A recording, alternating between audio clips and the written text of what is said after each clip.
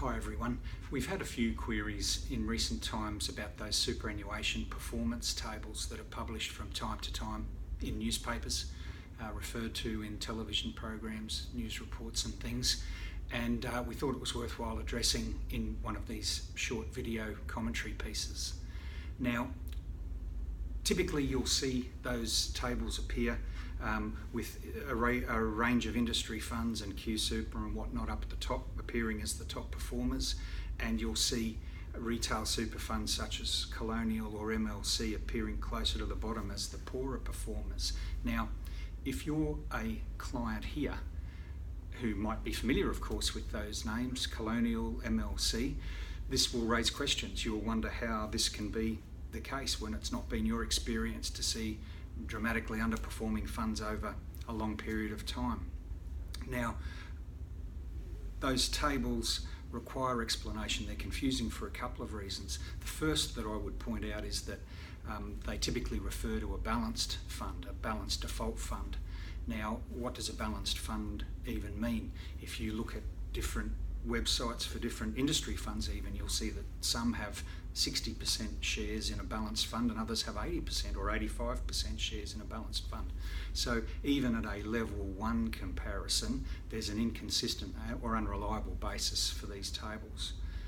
But more to the point, and more the point we wanted to raise in this video, is that the tables refer to the default superannuation system.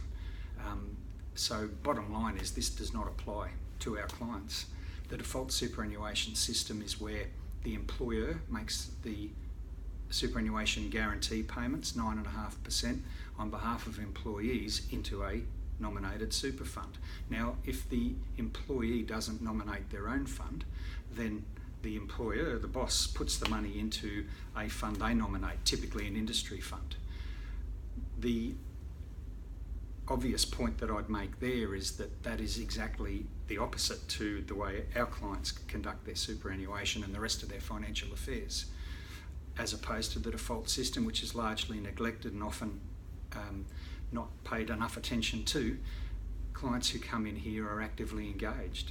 They not only view their superannuation as a standalone thing, but it's an important part of the wider picture, the overall picture of their wealth strategies, their estate planning, setting things up for their families, the whole business, and that's what we do to help people. So, short answer, those performance tables where you might see names you recognise and might even be your own super fund that we actively manage for you, those tables do not reflect that. They talk about something completely different.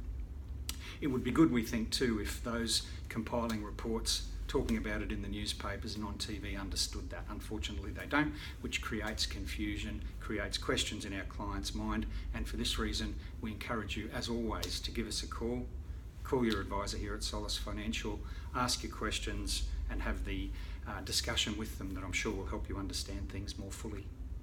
Thanks for listening, take care, and we'll talk again soon.